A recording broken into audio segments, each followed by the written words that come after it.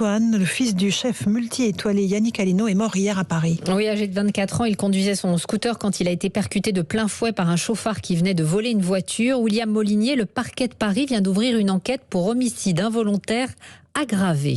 Oui, aggravé parce qu'il s'agissait d'un véhicule volé et c'est d'ailleurs l'embardé du malfaiteur qui a provoqué cet accident survenu hier peu après 23h dans le 7e arrondissement parisien.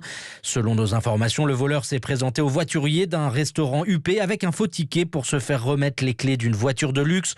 Il a pris la fuite à bord de ce bolide, une Audi RS6 roulant à vive allure au feu rouge avenue Bosquet. Il a d'abord percuté un taxi avant de finir sa course et de renverser un scooter à l'arrêt. Le conducteur du deux roues, Antoine Aleno, est décédé sur place malgré le massage cardiaque prodigué par les secours. Le suspect a pris la fuite à pied avant d'être interpellé par un commissaire de police hors service.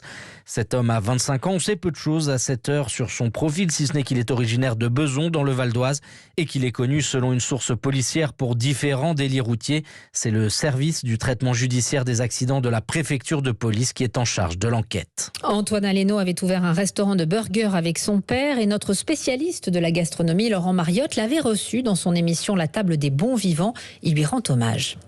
C'est une terrible nouvelle, on part pas à 24 ans, surtout dans des conditions pareilles, c'est injuste. Je pense évidemment à Yannick Aleno, à son frère, à sa maman. C'est un jeune chef, un jeune garçon qui avait l'avenir devant lui et qui était dans le challenge. Il aimait bien challenger son père. Il était très dans son époque en fait. Et c'est vrai que voilà, il avait plein d'idées, il avait plein de projets. Et là, il se réalisait déjà dans leur belle cuisine à quatre mains avec burger père et fils. Donc c'était une belle complicité joyeuse, ludique. Et l'un nourrissait l'autre, quoi.